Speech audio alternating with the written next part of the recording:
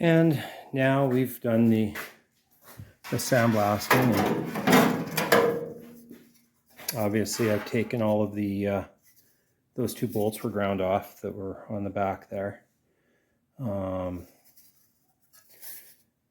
Had to actually use a wire wheel to get rid of all of the black goo of death that was all over the where they had sealed it up, but got her ready, and as you saw, fits in there.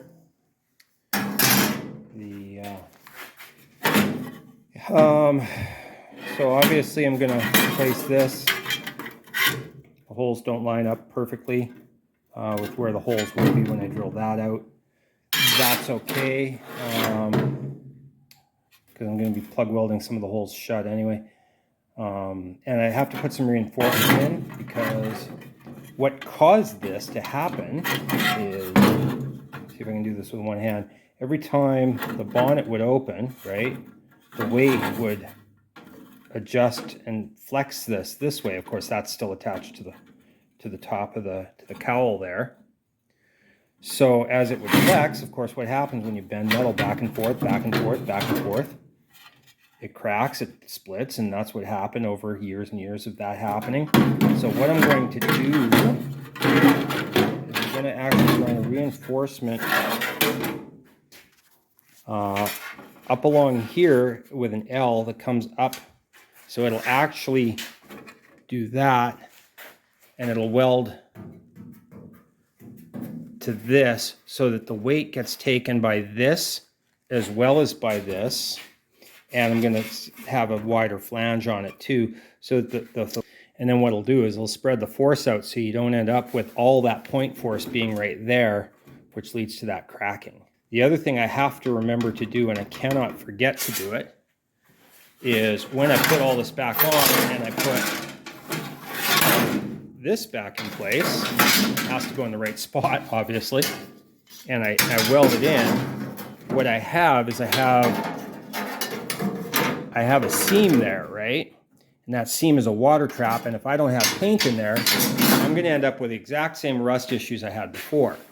So I have to remember, don't let me forget, if you see me do this on a video later, and I forget to do this, start screaming at me, send me messages, whatever, because I need to paint the back side of this and backside of this and where this mounts, even if it's just weld through primer. Weld through primer, by the way, use the zinc weld through primer, not the copper. The copper weld through primer tells you that what it does is it increases conductivity, which it does, it's copper, but what it doesn't do is protect from rust. The reason for zinc is because the zinc will oxidize and sacrifice itself, kind of like galvanizing it really, to oxidation and leave the steel alone. But that's down the road. Right now, where I'm at, I've got this done. I'm going to pull this out now, put those two together, build the L bracket, gusset, whatever I'm going to do. I haven't quite engineered that yet. Yeah, and then you'll see it again in a few minutes. It'll probably be a few hours by the time I get to it, but you'll see it in a few minutes on the video as to how it's gonna work and look. I don't know if you noticed or not, but this top tab up here, I don't want to touch it because it's still warm, broke off when I was pulling it out of the old Firewall. That's a raw weld. Just putting it back together, butt weld, no copper plate or anything. So it looks like we got good penetration through it. So the tab's back on. And what I did was, this was the Firewall that came out, and I pulled a piece of this off the old car, as well as this off the parts car, and cut it to fit. So it goes, actually it goes in from behind. So it goes in there and butts up.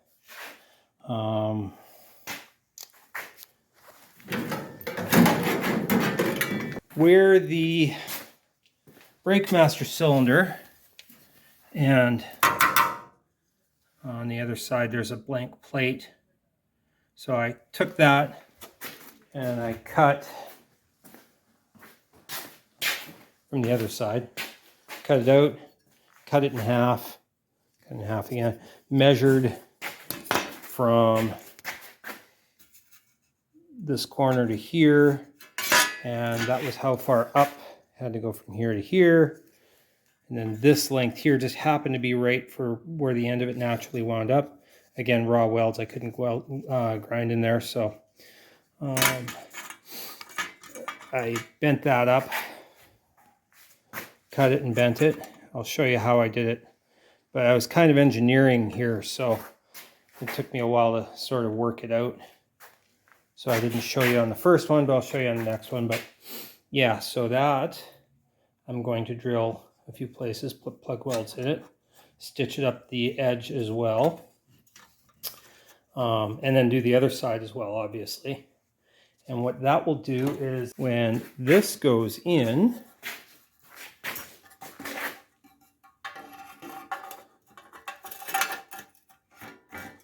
there we go, sit like that. This will sit in here, and the force from where when the bonnet opens will, instead of creating these cracks like what you see over there, because all that force is going through those little plug welds. Now what I'm doing, I'm reinforcing that, but I'm also spreading the load out because this plate will also get welded to the bottom side of this. I'm going to spread the force of the bonnet lifting over a larger area so I don't work hard in the metal. Now the hole on the piece is quite a bit bigger, right? I'm using these L brackets all around. And I'm using the top end because it gives me some, right? So I can fold it over. I measured the halfway point here, the marks on this side. You can see it there. And I cut this to match it. Okay, so this is going to get plugged onto here, probably stitched on the sides too for extra support. This piece here is going to get plugged on. I'll plug these and then grind them smooth so that this, when it goes in, I can use these holes, right? That's where I'm going to cut this thing. Now the other thing is, within the top here, there's a couple bolts. These have got to come off, right? So we're going to take these off. I'm just going to run a grinder straight down, a cutting wheel actually, straight down. But first we're going to cut this straight across right there, right there. There's a little bit of a bulb there, which I will either cut out or straighten. I don't know which yet. So that's the next step.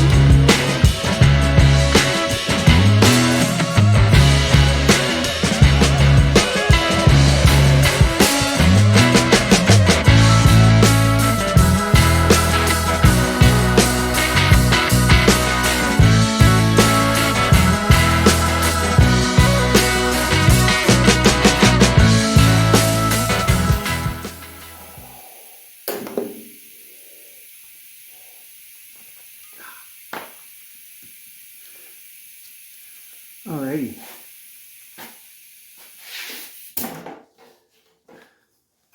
So between that one I managed to cut off. This one here, because of the corner, I got as much as I could with the cutting wheel. But it wouldn't go all the way, so I cut across. Took a grinder, electric grinder in there, and wound up with the die grinder, just flattening it out. I wound up doing the same thing on the other side too. So that's, I got the nuts off, and now I'm going to use my electric grinder to just take the worst of the, oh, looks like I got a nut that's got to come off there too. Now I'm going to use my electric grinder to take the worst of the paint off. And I have discovered that hearing protection goes a long way.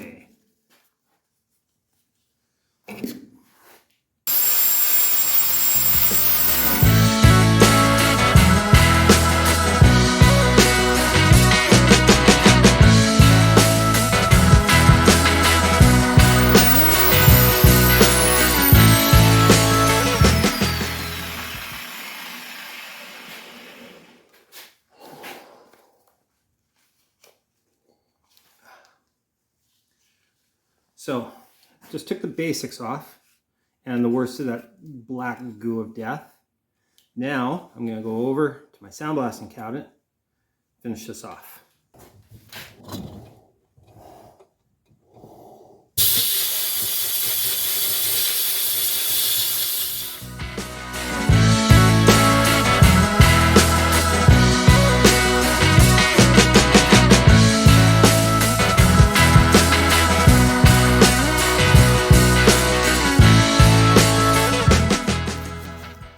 So now you understand why I didn't show you sandblasting. Because I mean, look around here how foggy it is in here, and that's in a cabinet. But this got nice and clean. Now, on to the next step. I've opened my garage door now. And you get some of the dust out of here, because even when I sandblast in the cabinet, the filter doesn't stop all the dust from coming out. So, trusty tape measure. And now, I measured down from here before, right? So that's where I got the length, the 4 3/8 actually. Did I do 3/8? Oh, I did half. We'll see how it fits. I can always trim it back more. So now, even with that, is 1 and 1 1/4. 1 1/4. We'll do this side too. 1 1/4. Okay. So that is where this is going to bend. So we'll mark it 1 3/8 here. Because this follows an angle, right? So because it follows an angle, you know, it pretty much should go right across there like that, right? So I'm going to cut that, but not cut this. So cut this bit out. This bit's going to fold over. So now I'm going to cut a V right in here and make it match.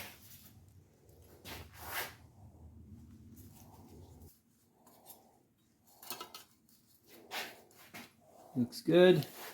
I'll go on this side, join up in the middle. So there's my support. Those are going to get welded together. When this goes in, it's all going to get. So I've got some support